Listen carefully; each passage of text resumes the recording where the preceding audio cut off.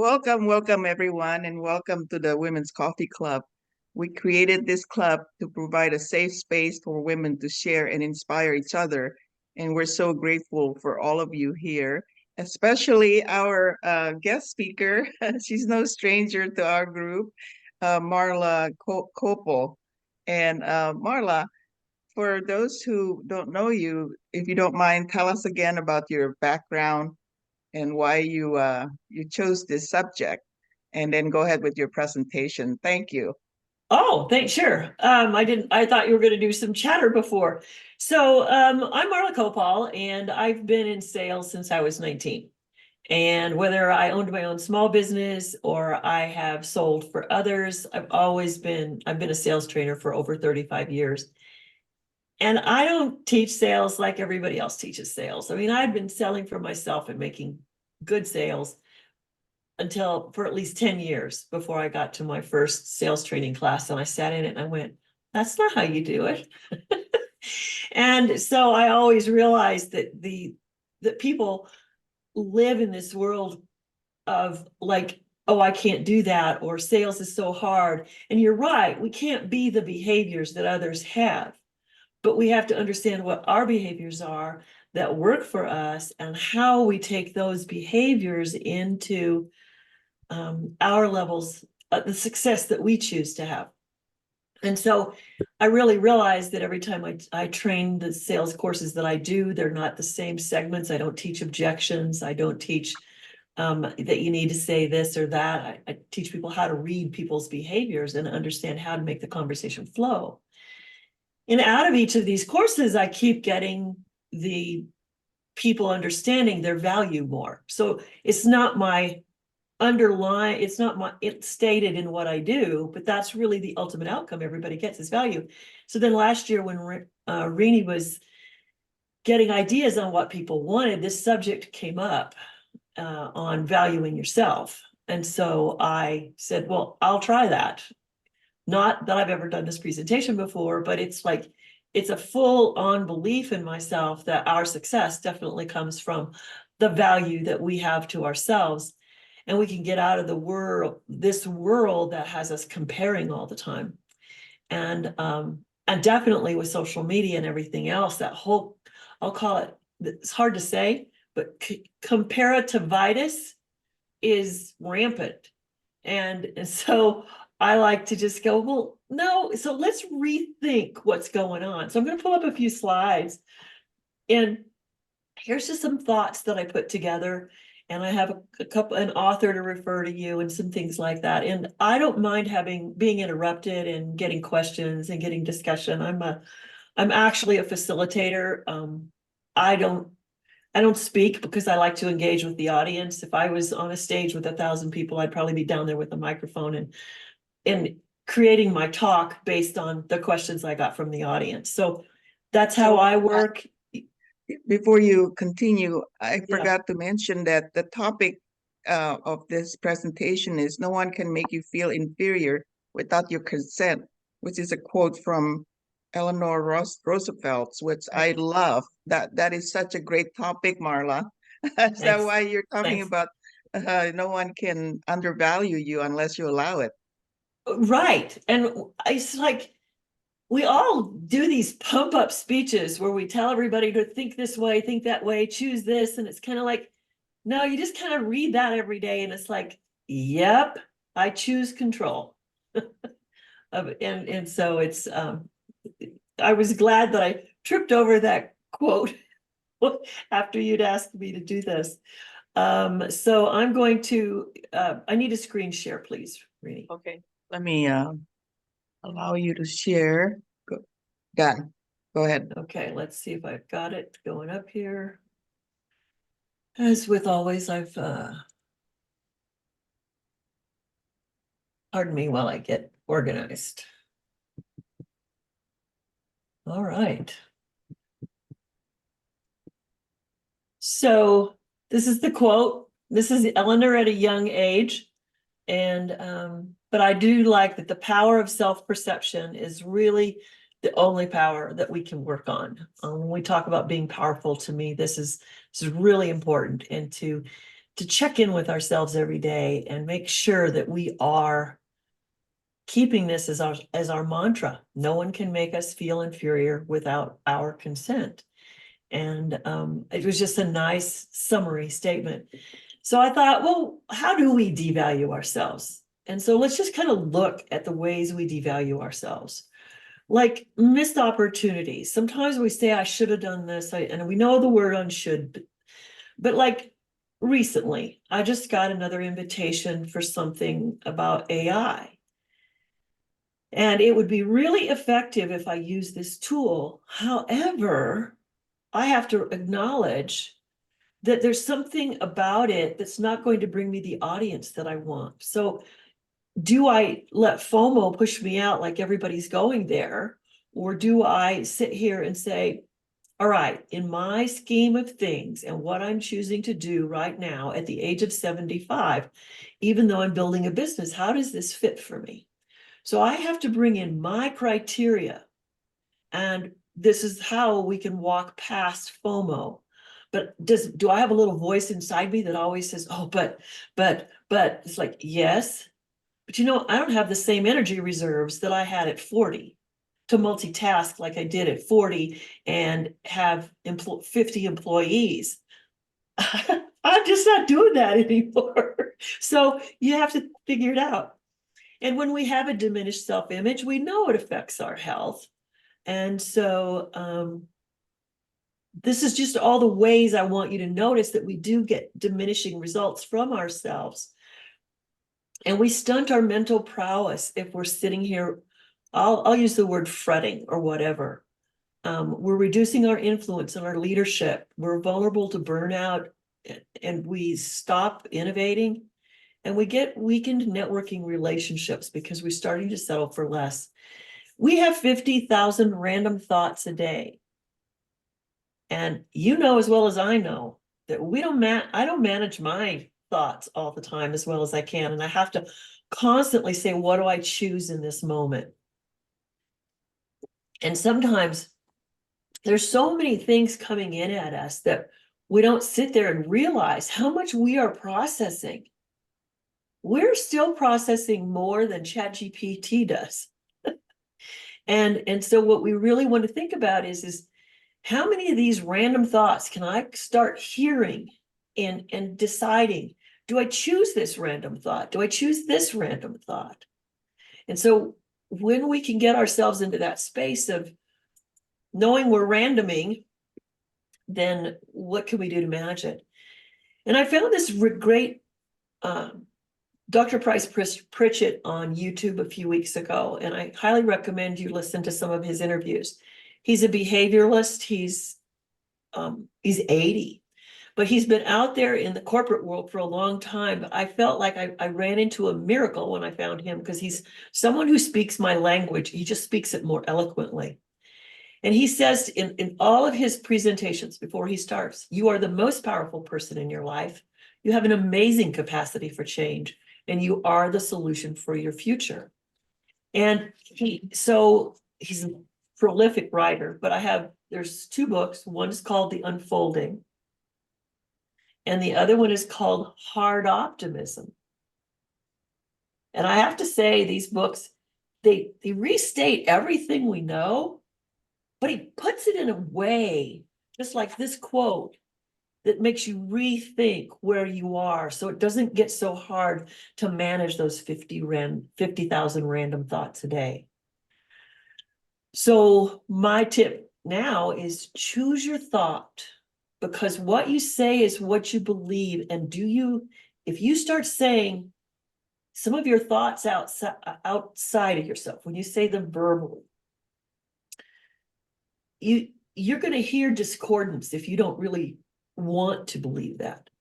So if you're choosing a thought, let's say you're making a heavy decision, choices that are life impacting, say them out loud, because when you hear yourself and how you say it and your tone of voice, you'll be saying what you believe, and you have to ask yourself right then, do I really believe this? See, I don't think we clear thoughts until we hear them. And I'm a big verbal processor, so that's probably why I'm silent. I go that way. And I know that a lot, if we're by ourselves, sometimes we may talk to ourselves. And I think that's one of the healthiest things we can do. Because actually, when you use your voice out loud, that's the best buddy you can have to get yourself back on track. I don't like some of the things that I say out loud, so I quickly shift.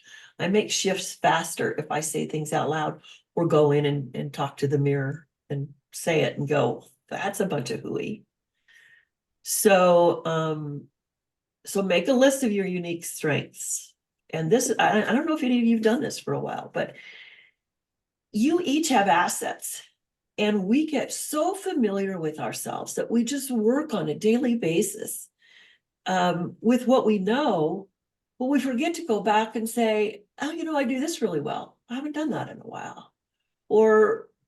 But start noting and valuing what it is that you have as assets, even if it's as simple as you have 5 minutes more of patience than somebody else in a similar situation. It's the little wins that are going to get you forward. Note how many times a day you do something you appreciate about yourself. How many of us do self-appreciation? You're only going to improve your value if you are getting this internal validation from yourself. So I remember Stephen Covey telling us a long time ago when I taught 7 Habits about how he would sit down with his family every night and they would have to give 3 positives that happened during the day. And they'd just go around the table and everybody would do that. And so if we're not doing that for ourselves, this is a great time at the end of the day before you go to bed. I know people journal, and I'm not a big journaler because I don't want to talk about the situation or the drama or the whatever. I just like to nut things out. That's how I'm designed. And so write your assets first. And then if you want to journal more, go ahead. But I really feel you want to value your assets first. And that's how you're going to grow stronger.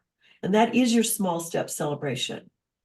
And don't try to measure your results and outcomes too soon. I see a lot of people expecting something maybe sooner than it is their time. And don't really have a good example of that, except I've been in a beta project now for 20 months, and it looks like it's finally going to fly maybe by May. Now, I initially thought it was going to happen in 12 months, but now I've been in the pleasure of, what do I want to say? Just growing this idea in my head about all the outcomes from this beta project. And I think it's going to be a stronger result because of it. And so if you're never sure what it is you want to do 3 positives only. So when you're doing your assets, if you think that there's something you need to change, do 3 positives. And this will be hard. This is like going to the dentist and getting your teeth pulled. You do 3 positives and you pick only one thing to adapt to change. Because we all know how we have that little voice that says, you could have done this, you could have done this, you could have done this. Fight through that voice. Write down 3 positives. Let's say you just made a decision to join another network marketing company, or you made a decision to put this course out, or you made a decision to take on wall Pilates as whatever. Write down 3 positives about it, and then only one thing that you want to adapt, change, improve, or delete. So, sometimes we have thoughts. This is why I have this over here, what you say out loud sticks to you. Have you ever said anything in a conversation to someone and afterwards then just quickly go, delete, delete, delete. Out loud, do it. Just delete, delete, delete. And you'd be surprised how much clarity you get before you move on and drag that weight with you. So when you grow your self-value, you will be tuning into yourself much more quickly. And you'll find yourself creating that positive internal dialogue. And you'll find yourself managing that comparison game. But that comparison game management is tough, but it's overcomable. It's as someone says, it's figure outable. You respect and set your boundaries. And I know we talk about that all the time, but set your mental boundaries. I love the way I duplicated and there. I really want you to think about that.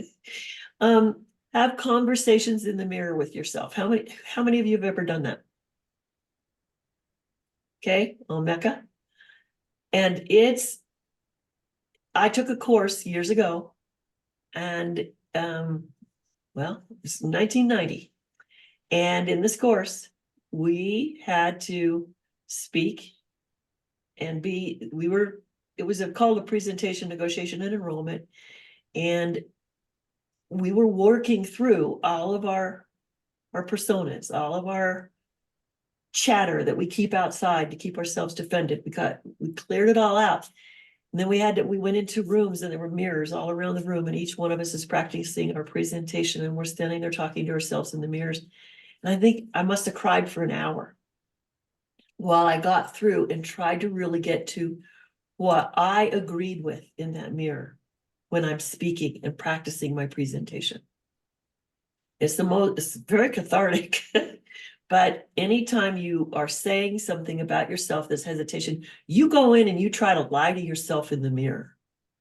You make eye contact with yourself, and you watch your shame cross, you watch the regrets cross your face, but you stick there and you tough it out until you've gone through that mirror exercise, and you will not be who you were before you stood in front of that mirror on either a small scale or a large scale. It doesn't matter.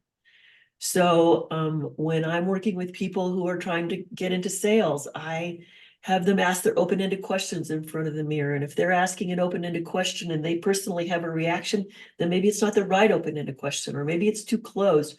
So you are your best coach, but you have to use the mirror to do it. And I want you to think about this. All of you who are doing affirmations, does anybody record them and then play them back in your own voice? Omeka does, and Carol, good. It's a great tool. When you hear your own voice from outside of you coming back in, that is one of the healthiest things you can do. It will center you and pull you forward into what your next challenge is, or just your next experience is, much, much more quickly. And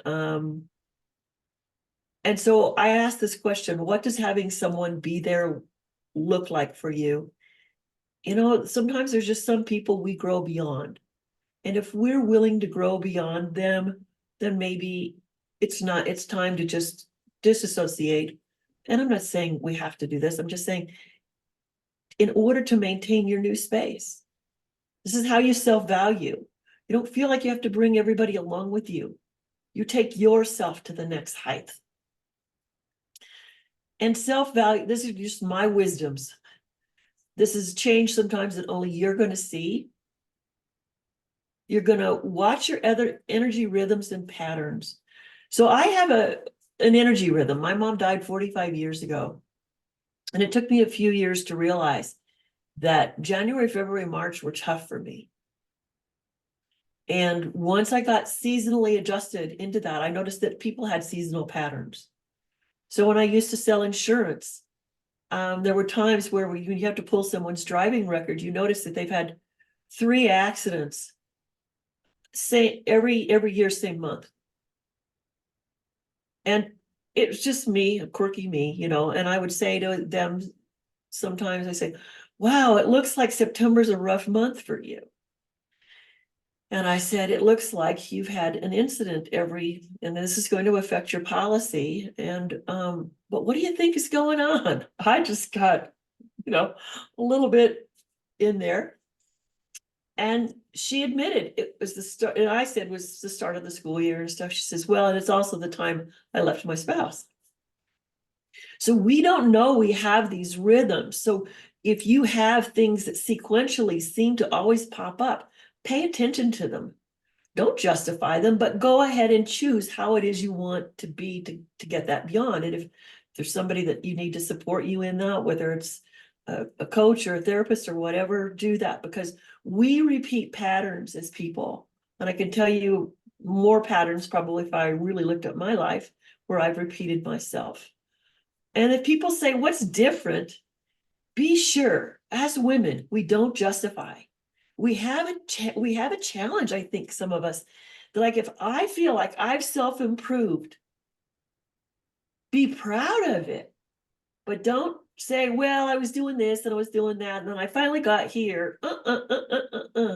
If we want to be examples of where people can go, then just thank them for noticing, thank them for appreciating. And this justification thing, that's another whole conversation, but I think we do justify a lot of things. Well, and I just did this, and it was really hard doing this. And they don't need to know about the struggle. Accept the change. That is your celebration. And then when you go to write the 3 positive things down at the end of the day, it's that I celebrated my change with this compliment, and I received the compliment. And our lives are not competition or comparison events. They're just not. And if we find ourselves doing that, if that's in one of our random thoughts, we want to relook at that. Like, why am I doing that? That there's only us and our universe that is our guide to what it is that we know we're moving forward into. And so I'm going to open up for questions, but if you guys really want to know, like I said, I do sales. I noticed that people think I'm introverted. I can't do that. I'm extroverted. I can't do that. I'm an ambivert. No, people don't know what ambiverts are. Take my 20 question quiz, and you might find something out fun and new about yourself. Most salespeople are more ambivert than they know. And it's kind of head turning when I'm in a class. And here's some things I just want you to think about. Live strong every day, develop deep strengths. You know you have some, then resurface them. Use them again if you kind of put them on the shelf. Create effective happiness, embrace and manage uncertainty, opportunity, and change. And I think everybody in this group already does that, but that's what I had in mind for today. And I'm open for conversation. That's awesome. Do you want to stop your share, I'm Marla? trying to. I'm just finding buttons is a little hard. Okay, I don't want to leave the meeting. Hang on, I got to move this thing. Did I not stop the share? No, not yet. There it is. On the bottom? Oh, yeah. Yeah. There you go. Thank you Everybody's so much. faces moves around on the screen. You know what? That was such a great presentation. You know, what's really interesting, I noticed, is that your title is No One Can Make You Feel Inferior Without Your Consent, which is a Right. great topic, right? But what you're talking about, a lot of it is self-sabotage. You're Right. talking, it's not no one can make you feel inferior, but really it's yourself. You know what I'm talking about? But that's just it. Don't let this self Yes, make you that's what feel I'm. inferior. It's your head, right? It's your head. It's this limiting beliefs that it's not really other people. You know, you're talking about comparison and you want to be validated. That's me. That's me. I'm in this little sales thing, kind of almost like a project for me because I I am so afraid of sales and marketing that that's like my limiting beliefs that, you know, I came from a university environment where it's like a corporate structure. So I don't have somehow when I'm offering something, even though sales is service, I'm telling this to my head, but I feel like I'm afraid of rejection. You So know, people, I'm going to take you I'm, back. I'm going to take you back to the day you were born. Were uh, you able to communicate on the day you were born and get your needs met? uh, Did my you parents did. cry? Did you Yes, get fed? Did you get changed? Did you get yes. dried, wiped, and powdered? Your behaviors at that age got you the recognition that you needed and got you the attention you needed. You have been a communicator since the day you were born. So now everybody just has to own that you're a communicator. Don't own the agenda behind the communication. You're a communicator. So when you're a communicator, then all you do is communicate with the person in front of you. And if you do not have an agenda, but your agenda is this person, you're going to value this person, then you can only value that person by asking open-ended questions so that they are engaged and your conversation comes out of what they share with you. So then there's just 3 quick questions you have to ask in any sales conversation. It's like, what prompted you to connect? Tell me more. So if what I hear is correct, would this help you? And then you're launched. But if all of you are going in with I got to make a sale, that's when you're pushy. That's when you're going to get rejected. But your goal in a sales conversation is to say, I'm going to meet this person. I'm going to make a connection. And I'm going to determine, what will be our continuing relationship? Your continuing relationship is one in which then it could be a next appointment, could be an additional conversation. This impression that the world has given that you should make a sale the first time you talk to a stranger is hooey. You don't make it. That's why everybody always jokes about the stresses of cold calling. Well, when I used to cold call, it was just to get my face in front of someone and get them to know me and then to determine if they had a need. See, if sales is interesting. Sales is only the transaction. The whole thing before that is determining need. And only at the point in time you've determined need is there an opportunity for a sale. So don't say you're afraid of rejection. That's BS. Pardon me. Can you tell I'm opinionated about this? So it's that you are there to determine. Our job as salespeople is to determine if there's a need. Can I serve that need? Does this person fit with what I think will serve? And do I say, I don't think I have what you need? Or I think I could help you. And only then is there an opportunity for a transaction. So the rest is just stage play that people have created by mistraining sales for so many years. Sorry. Yes. You No, stepped into my passion, girlfriend. No, you're right. It's like don't be attached to the result, merit the process and divorce the result. So it's like sometimes you get so attached that you want to see the result, and then and also you make an assumption about the other person. This rejection thing, you make an assumption that they don't like you, this, that, other thing, which is not true. Well, But think that's about kind it. of in your head. They're sitting there talking to you with their last selling experience in mind, right? So it's not about you even as a salesperson. It's about all those accumulated historical experiences that they've had buying. And if the last one was with somebody particularly gross, irritating, whatever, then they're remembering that person and they're hoping you're not that person. And so then they've got this big filter in front of them. So always know that your buyers come with a narrative. And it is your job as a salesperson to discover that filter and to discover that narrative.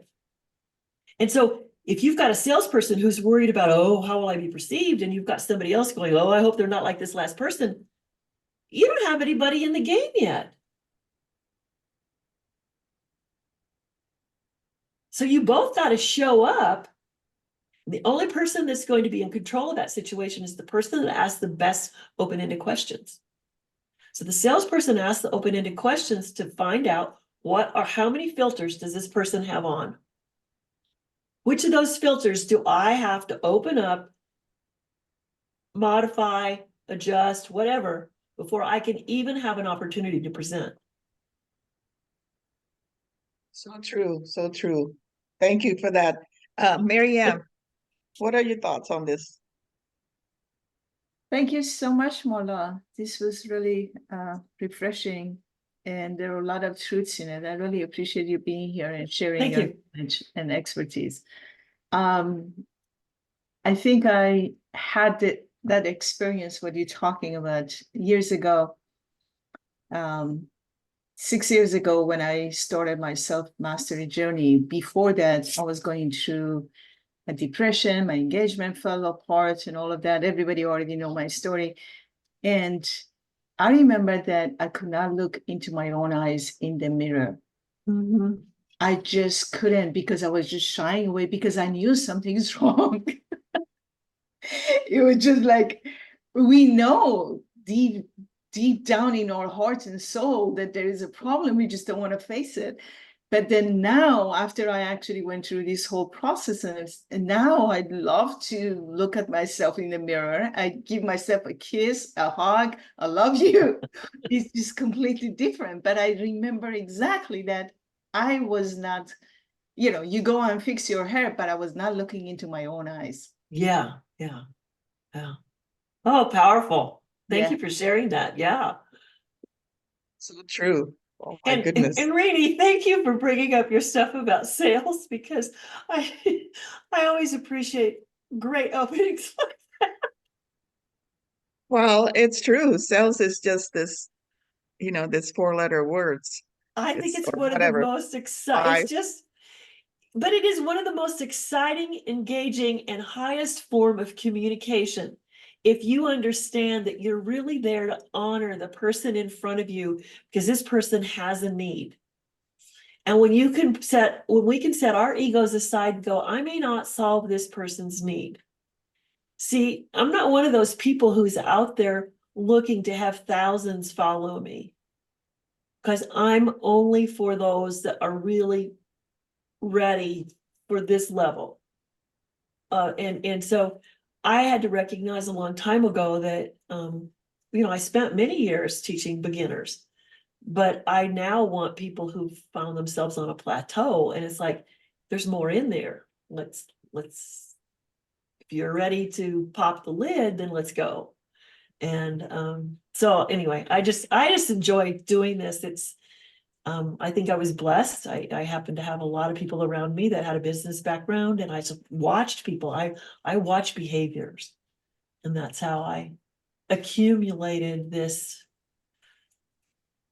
Well, the truth is every transaction in life is sales. It's because you're persuading whenever you want something from your parents or your partner, or it's sales. Yeah. But anyway, thank you for that, Marla. Carol, you're next.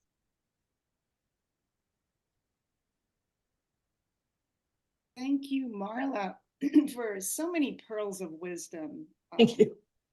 Really, I love what you said. Use your voice out loud so you are your own best buddy. And I've come across that once before, where it was pointed out to me that we know how to speak to our buddies to support them lovingly. So we have the skill already. Mhm. We just don't do that to ourselves. Yeah, yeah. So yeah, I did start to talk to myself and say, you can say, Carol, sweetheart, Carol, love. You can talk to yourself lovingly like that. Why not? And just, I know that, and I you don't even have to say I forgive you. You could. I know that that was a tender moment for you, and you'll do better next time. So Yeah. so that for me is just wonderful about really and truly just being loving and compassionate and patient with ourselves as we move along this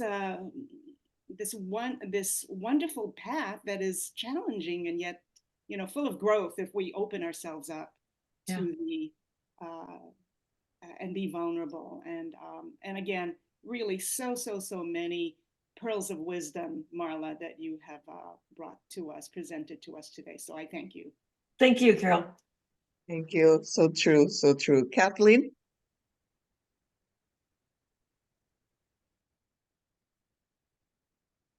Hi, this is a wonderful presentation. Thank you so much. And there was so much that I loved about it, and it's practical for many things, not just for sales. When you're starting a new career, you're applying for a job, at an interview. It's the same. It's the same principles. I just finished watching. It was a free 3 or 4 day Tony Robbins event, and I've been to one of his events before, the UPW, and he talks about the mirror work, and uh, so his take is the affirmations, saying the affirmations to yourself in the mirror and looking at yourself in the eye while you do it, and particularly your left eye. For some reason, if you're focusing on your left eye, it's something about how the brain waves in there. But I never thought about having a conversation with myself in the mirror, and so that's something that I'm definitely going to try. Mirror work is not easy because we do hold a lot of self-loathing about ourselves, and for me, it shows even, myself on a Zoom camera. And I think a lot of people have this, like, oh God, no, I don't, camera off. I don't want to look at myself. So learning to accept who you are exactly as you are is super important in any area of life. Yeah. Thank you. Yeah, thank you, Kathleen. Tamara.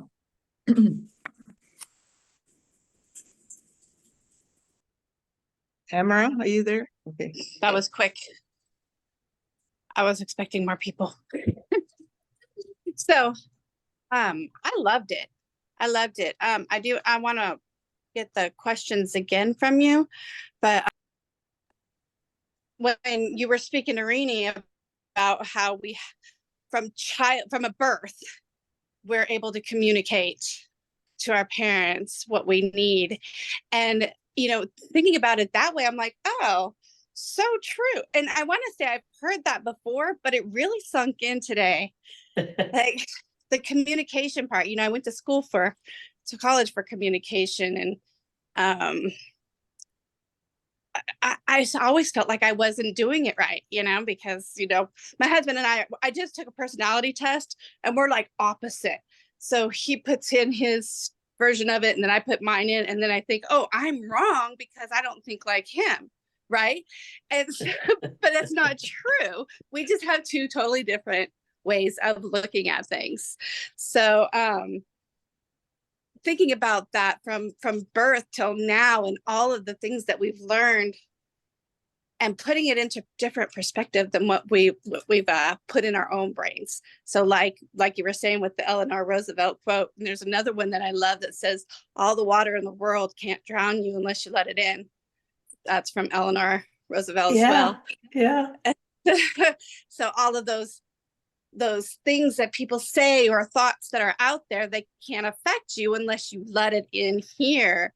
So anyway, it was a very great presentation and I really enjoyed it. Thank you. Thank you, Tamara. Thank you, Tamara. Gada. Thank you, Marla. Thanks a lot. I have resonated a lot with your presentation.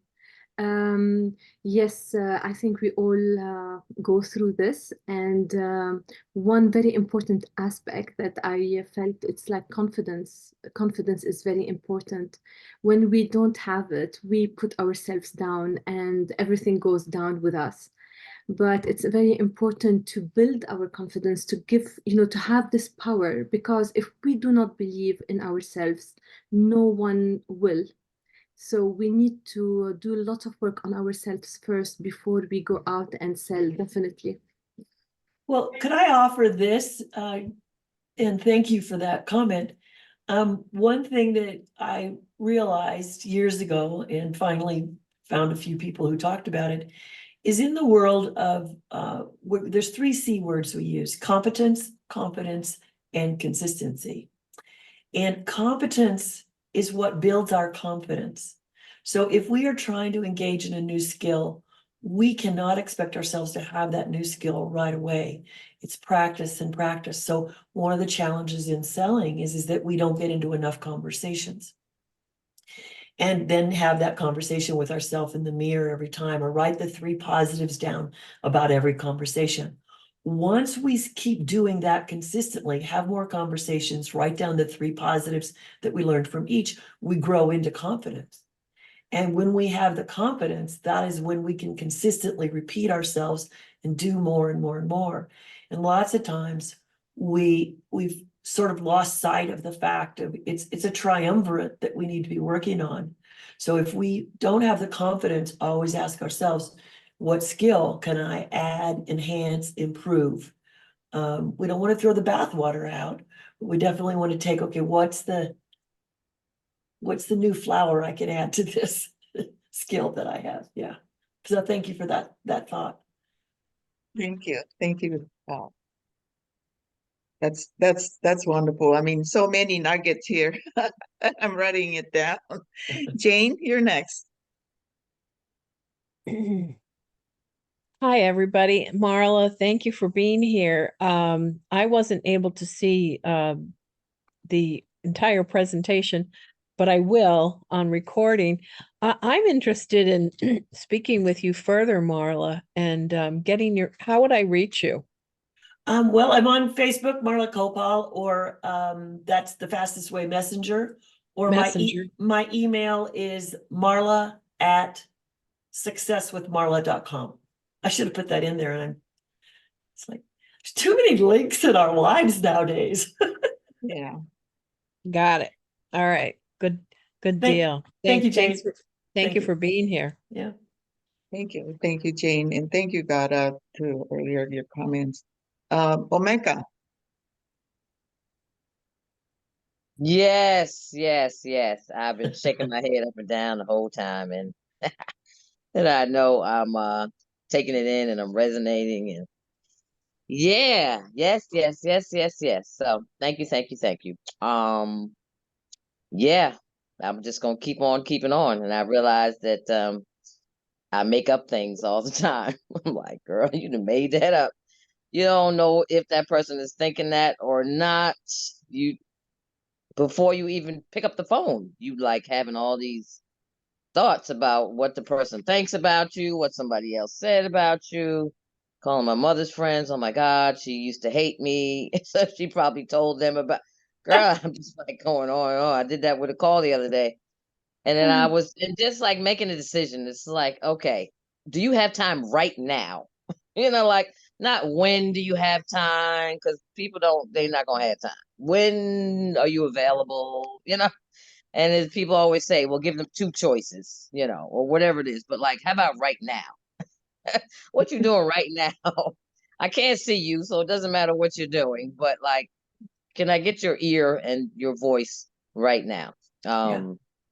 And yeah, so that's been, but yeah, the mirror work, I sing, I look at myself, I hug myself, I cry. I'm like, yeah, I think Louise Hay or whoever. I've been doing that for years, but I put the affirmations on the mirror. I have lots of mirrors and lots of rooms that I'm in, so I have to like go to that particular. I'm like, well, put them on all the mirrors, but a lot of mirrors in this house. But yeah, I constantly walk by and celebrate myself, or if I'm looking a little, and that's a judgment, crazy, I'll be like, okay, maybe you need to clean that up before you do this video. So that's one of those statements that you can write down and start working on eliminating. It's like we all need to say, oh, we're looking good today, even if we don't have makeup on or whatever else. It's like looking fine. And it's another day. I choose today. Yeah. So yeah. Thank you. Yeah. And I just realized I have choices. It's like, well, you want to clean up, you want to be neat, well, then you know what? Why don't you take these things that you brought in this area and move them out of the area? This is a huge house, honey. You got a whole room and you could do your sorting up there and the stuff won't be in your face. It's just simple decisions. So anyway, thank you. Thank you, everybody, for your comments. Thank you, Omeka. I mean, we all do stuff like that. Sandra, she's the queen of confidence here. Hi, Marla. Hello, Hi. everyone. Thank you, Rini. It's I'll be listening to the replay as well because I was not on video because I had a couple little things I had to do in between while I was listening. But the whole thread I'm hearing today is confidence, communication, getting real, accepting ourselves, and yes, just boost ourselves every time we have a chance. Boost ourselves. There's enough people out there to knock us over the head and put us down, and we don't need to add to it. So when we can get those voices out of our head and stop doing everybody else's dirty work on us, we can just clean ourselves up. And I love, Marla, how you make the sales conversation go right from the day we were born. I did that in a speech recently, just saying, you know, we're self-directed right from the day we pop out of the belly and cry and get what we want out of the world. Well, yeah, even children born to deaf parents. Yes. They find a way to communicate within 6 weeks. Absolutely. They get their needs met, but they really get their needs met after learning how to communicate with what the environment they're in.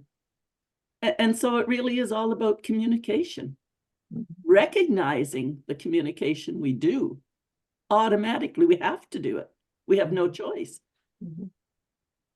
And then once we can start honoring all this intelligence and wisdom and communication that we possess, and then start deciding how we're going to use it. Wow, that's that polishing that you were talking about. Polishing it up, practicing it. Don't run away. So thank you so much. I'll be listening to the replay as well. Thank you. Thank you. You know, this is refreshing listening to everyone. I feel like I'm not alone in this. No, you're not. We're our own worst enemies sometimes. But anyway, Faith, you're next. Are you there, Faith? Yes, thank you for this talk. It was very informative. Number one takeaway I got is that we need to sell ourselves to ourselves. Yes. And how we Yeah, I communicate love with that, Faith. ourselves is really So true. important. So true. My number one question is, I was in sales, and this is my personal experience. I hated it. I hated almost everything about it. And I went into it to try to help people and service people. But I had a lot of teachers who were caught up in this push, volume, and were sleazy and cut corners. And I was like, oh my God, maybe I'm supposed to be a missionary or something, because I just could not bring myself to do sleazeball tactics. And it just made me feel sick every day to go to work, and I wouldn't do it. And I got fired, and I got fussed at, and I got chewed out because I wouldn't do it. And it left a pretty bad taste in my mouth about sales. And my last sales, and I know we have some other realtors in the group, was real estate. And almost every single broker in my area was like, you got to learn to overcome all objections. It's all about volume, sell. And it didn't matter what shape the buyer was in. It was only a matter of closing a numbers game. And so I didn't know if you had any thought or redirection for that. I have a lot of thoughts. But first of all, sales is not a numbers game. So that's the lie. Who needs the numbers? The company needs the numbers. In network marketing, the marketing company needs the numbers. And I'm not dissing any particular company. I'm just saying in general, that whole field of network marketing that's been out there, they know that the lifespan of a new person is going to be about 90 days, maybe a year. You're going to make less than $200, but what you leave them with are a lot of customers at the end. So if you're in a cookie mill selling situation, they're looking at trying to get so many people through the door so that they have so many people that they can just kind of go splat with and hit. The other part of the selling game is to go for quality. Who can I service? Who needs the quality that I have? And I know that there will be few and far between, but how do I speak a consistent message? So, and that my integrity stays intact, that I truly feel I served, and that I don't get buyer's remorse. I can measure my whole life of almost 50 years of selling that I didn't have buyer's remorse. But I would never win the competition that the company might have Because what I did is I got sticky customers that bought over and over again annually. I'm talking about my insurance sales times. But other people would get rewarded on the volumes they brought in monthly, but their policies didn't stick. My average, so it's a mental thing you have to do with yourself. I know enough about myself, how I want to serve people, that I can succeed within the system. So even though everybody's going and putting tick marks on their board, well, guess what? I came in number 3 one year, like 1% behind the 2 sleazebos. So it works, but you have to know that it works. You have to be really centered in yourself and your ethics. So you have to put down how you serve, then learn how you speak with people, and then learn what your level of grace is within this field. And it's acquired, and it's a long time. And it took me a long time to get secure in what I did, because all of my original sales trainers were the same people you just described. But I watched my grandfather, my father, and my mother do business, and they were my ultimate teachers. So you have to find someone in your life that you can start figuring out what is the quality they brought to this that I want to bring. And you have it, Faith, just by what you're saying. So sales has been made dirty by people that don't get it. Thank you. Thank you. That's really true. And I would like to say, just in my defense, I was a mortgage broker and banker before I was a real estate agent. So I saw everybody selling to people who had affluence or new affluence. Some of those sales were terrible sales. And once you buy a house, you're on the hook for that house. Yeah. But I took working people, working moms, working dads, lots of single moms, and I learned every government program that was out there. And my way that I did was I had a home buying class. I repaired credit. I made a budget, and I got struggling families into a home that they could afford, and it changed their life. And that was a great thing. But I did not have I had very little support in doing that. So, but it here's the takes a deal. long time. Here's the deal, Faith. Shift the thinking. You based your success on not just the financial reward, but I served others to step into their power, and I value that equal to the money. See, I'm never someone who's been able to be motivated by just the money. I had to know I served someone, and I knew I served someone when there was no remorse. So kudos to you, Faith. It's exactly what I feel selling is all about. Thank you. Yes, that's awesome, Faith. Thank you. Tamara, I see your hand, but I'd like to let Suzanne, since we're almost out of time. If you need to leave at 8, go ahead. But we're gonna be, excuse me, a little bit over here. So Suzanne, you're next, and then I'll go to Tamara after that. Suzanne, are you there? Okay. Yep, I'm good. I'm just kind of chilling out. I was working this morning really early, so I'm like, I'm just gonna listen to this great conversation. I have done a lot of work on myself over the last 6 years, and I have gone past that, letting everyone else's feelings in. Now I'm on the other side of the table helping women who were where I was feel confident enough to say yes to themselves. Because now I'm finding that while they would love to work with me, they don't feel worthy now.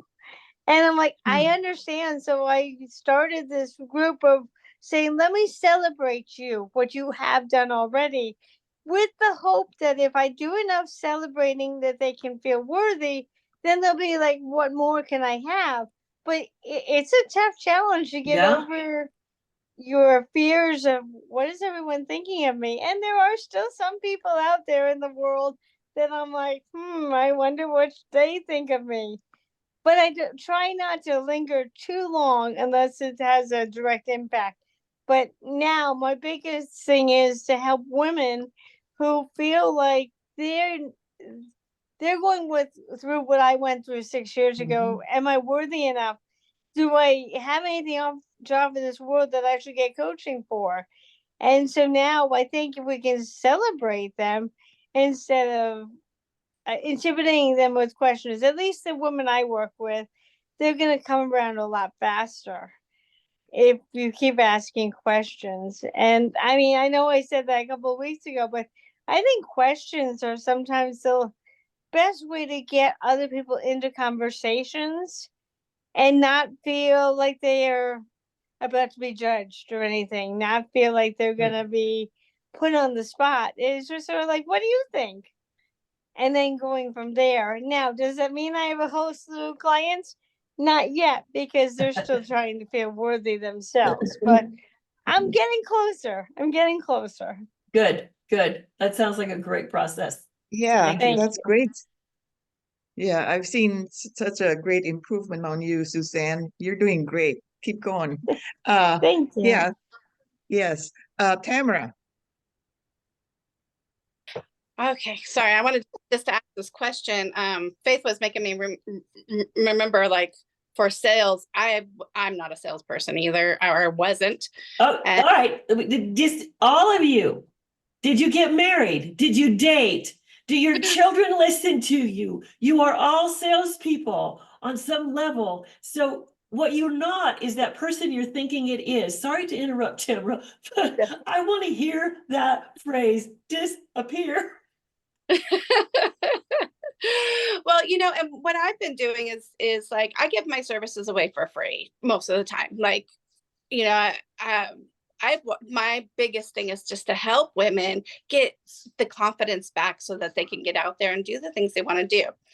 And but I've noticed that when I give it away for free, they don't take that information seriously. Right.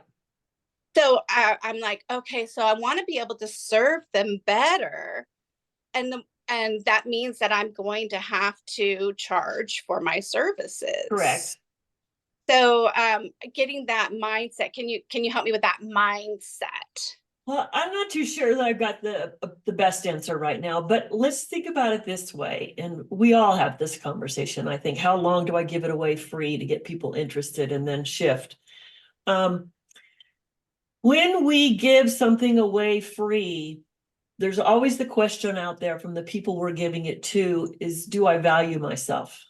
That, you know, so what's really the value that they're giving me for free?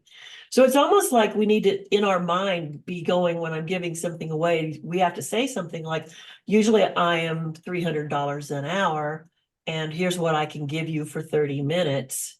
If it's a value, then let's talk about how to do something further or determine your needs or whatever. So you have to kind of put the parameters around what they're getting, like they're getting 30 minutes of a strategy session or 30 minutes of this. But also, none of us have ever made a life change overnight. And so when somebody pays for something, there's the opportunity for them to take ownership. So part of the question you want to ask yourself is how many of you have ever really taken something for free and then fully made something out of it? Or it's just, yeah, that's a nice idea. And so if you yourself have received something free and you really never used it, then it's the same thing. So I'm not really getting down into the nitty gritty because it's long, but it could also come back to, we still aren't sure what our value is. It could still come back to, well, I know what I know, and I know it's value to me, but how do I express that to somebody else? So it could just be in our self-presentation to be in a marketing mindset. So there's so many options there to walk around. I don't have exact answers for you, Tamara, but did that percolate some thoughts that you might be able to work on? Mm-hmm. Yes. Thank you. And are you from Florissant? We lived there for 17 years until we moved here. Because I'm in the Springs. I was going to say, we have to have coffee. Yeah. We got to go up to the Wolf Reserve. It's pretty cool. Thank you for that, for Tamara and Marla. I think we will pay if we see the value. It's about value, you know, like whatever the amount, dollars amount is, that, you know, if people see the value, they will pay. Even if you think that people can't afford it, if they see the value, they will pay. You know, and But- you just said it, Rainey, I'm sorry. If we assume they can't pay, you'd be surprised how many people you think can't pay will find the money if they really need what you have. Yeah. Yeah, exactly. This has been an amazing conversation, but we are out of time. So we need to, but that's why I created this forum, so all of us could be supporting each other. So this has been a wonderful, really conversation here. Next week, Maryam will be presenting. Maryam, do you want to say a little bit about your topic and what you'll be presenting next week? Where is she? Oh, You're muted, babe. you're muted. Yeah, I'm here. Thank you for creating this space for all of us to present and share and learn from each other. As some of you already know, that I started this new journey of nonprofit organization, creating my vision of Global Enlightenment Academy. So right now, what I'm actually doing is putting together a curriculum. That is where what I'm going to present. What kind of curriculum would respond to the needs of people right now and in the future? So I've been doing a little bit research about Gen Z and, you know, millennials, everything. What we actually believe and the way we did business, let's say if you're millennials, or if you're, let's say, baby boomers, and new generation do not resonate the way we did. The truth is the same. The concept is still the same. You know, the information, like the sales is the same, but the delivery, I think I'm noticing that they like to hear it differently. And that's the language we need to learn. And I'm going to need your helps too, because all of you are going to be teachers, instructors. Hopefully you'll be teaching at the academy. And I want to put a call out there that we can mastermind together, we can bring it together, and what kind of curriculum would actually respond to the needs of the people today and the future. And that would be the topic that I would like to discuss next week. So it's a non-traditional school, right, Maryam? So it's Yes, not it's an academic. non-traditional, exactly. More self-development school, and you know, we're expanding it toward teaching people exactly what they want. That's awesome. It's a more practical application rather than. Yeah, but Yeah. one thing I'll share with you next week, that everything is moving forward. It's just amazing. I was in Sedona like 2 weeks ago, and for the first time I met few people from Noble Goldman. I met after 6 years Mark Santos in person, and then people from Germany, people from all over, you know, like it was just like a small group, and it was just like just came together. It wasn't really something public that we could just advertise it, but it was amazing. And out of that, I found 2 partners. And then that I'll is great. share with you next week. And then I'm actually going to near Seattle, Bellingham, as a result of what actually we created in Sedona to continue. We're going to perhaps create the first prototype of the academy in Bellingham. So excited for you. Yes, excited. it's all going, Yeah. but I can't do it all by myself. So let's say I'm not going to teach. I'm not a teacher. Marla is a teacher, you know, Sandra, you know, all of you have some specific skills and knowledge that you could teach. And that's what I like to collaborate with you all. Sounds good. Okay, with that, thank you, Maryam, for that. And before we close, first of all, I just want to say I'm so grateful for all of you. Without you, we can't have this forum, but we are supporting each other. We're here really to learn and support and allow this space for each of us to share. And Marla, I'd like to turn it back to you in closing, your last words before we close. I have so many words. I don't know that I've ever had a last word.